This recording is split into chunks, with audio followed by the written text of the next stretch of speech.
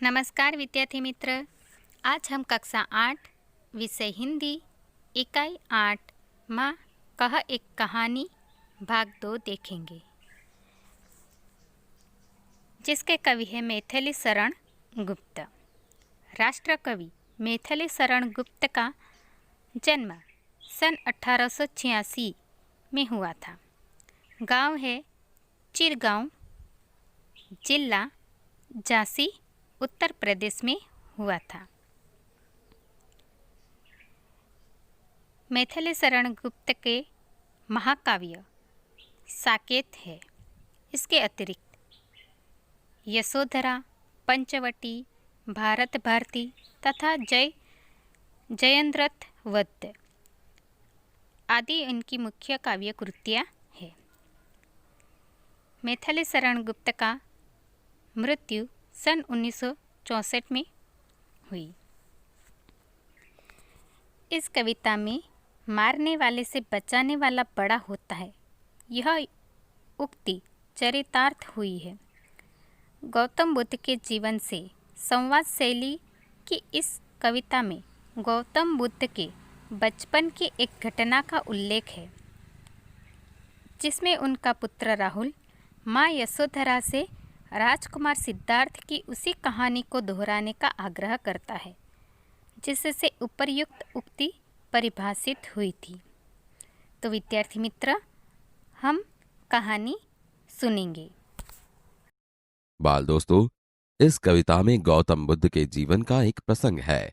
जब राहुल यानी कि गौतम बुद्ध सिद्धार्थ का पुत्र अपनी माँ से एक कहानी सुनाने को जिद करता है, तब उसकी माँ उसे यह कहानी सुनाती है।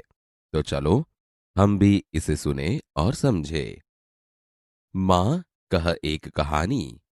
बेटा, समझ लिया क्या तूने मुझको अपनी नानी?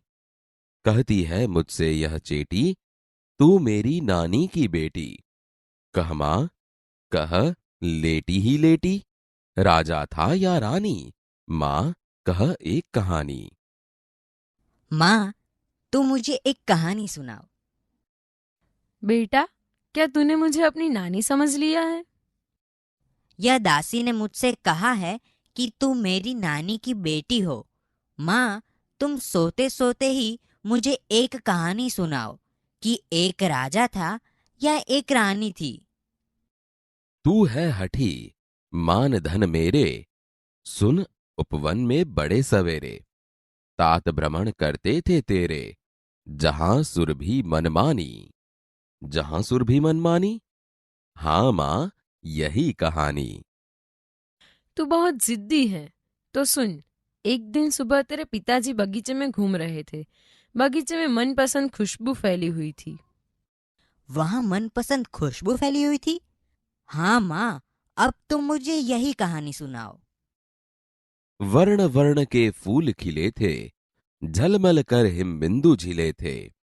हल्के झोंके हिले मिले थे, लहराता था पानी। लहराता था पानी? हाँ हाँ, यही कहानी। बगीचे में तरह तरह के रंगों वाले फूल खिले हुए थे। फूलों पर ओस की बूंदें पड़ी थी। पवन के झोंकों से फूल हिलते थे, तब उस पर पड़ी ओस बिंदु लहराते थे। फूलों पर पानी लहराता था। हाँ हाँ माँ, तुम मुझे यही कहानी सुनाओ। गाते थे खग कल कल स्वर से, सहसा एक हंस ऊपर से। गिरा बिद्ध होकर खगशर से, हुई पक्ष की हानि। हुई पक्ष की हानि? करुणा भरी कहानी। आकाश में उड़ते हुए खग यानी कि पक्षी मधुर स्वर में गान कर रहे थे। अचानक ऊपर से एक हंस गिरा। उसे तीर लगा हुआ था, जिससे उसका एक पंख घायल हुआ था। पंख घायल हुआ था? यह कहानी तो बहुत दुख भरी है। चौंक उन्होंने उसे उठाया, नया जन्म सा उसने पाया। इतने में आंखें टक आया, लक्ष्य सिद्धि का मानी। लक्ष्य सिद्धि का मानी? कोमल कठिन कहानी। तेरे पिताजी ने चौंक कर उसे हंस को उठा लिया, जिससे पंखी को जान बचने का एहसास हुआ। उसी समय दौड़ता हुआ शिकारी यहाँ आया। वह अपना निशान सही लगने पर खुश था। सही निशान लगाने वाला अभिमानी? यह कहानी तो कोमल होते हुए भी कठिन है। मांगा उसने आहत पक्षी, तेरे तात किंतु थे रक्षी। तब उसने जो था खगभक्षी, हठ करने की ठानी। हठ करने की ठानी, अब बढ़ चली कहानी। शिकारी ने आकर घायल पक्षी मांगा, लेकिन तेरे पिताजी तो उसके रक्षक थे। फिर भी पक्षियों का मांस खाने वाला वह शिकारी पक्षी लेने की हठ पर बैठ गया। शिकारी ने हट पकड़ी। अब तो कहानी सुननी ही पड़ेगी। हुआ विवाद सदय निर्दय में, उभय आग्रही थे स्व विषय में। गई बात तब न्यायालय में, सुनी सभी ने जानी। सुनी सभी ने जानी, व्यापक हुई कहानी। इस प्रकार दया भाव वाले और निर्दय के बीच यानी राजा और शिकारी बहस होने लगी। दोनों अपनी बात पर खड़े थे। तब यह पूरी बात न्यायालय में पहुंची, जहां सभी ने उसे सुना और जाना। क्या सभी ने सुनी और जानी? अब तो यह बात सभी जगह फैल गई। राहुल, तू निर्णय कर इसका। न्याय पक्ष लेता है किसका?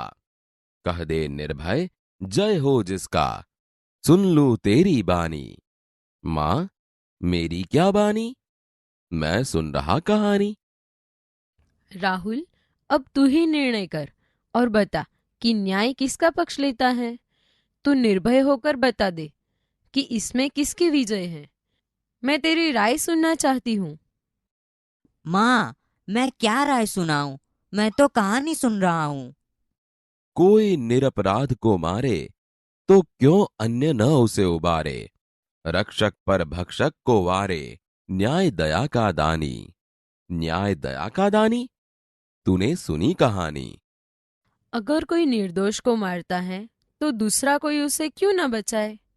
न्याय हमेशा दया के पक्ष में ही होता है, जो मारने वाले के पक्ष में न होकर बचाने वाले के पक्ष में होता है। क्या दया न्याय का दान देती है? हाँ, सच में तूने कहानी समझ ली है। होमवर्क इस प्रकार है। शब्दार्थ लिखिए। शब्दार्थ के बाद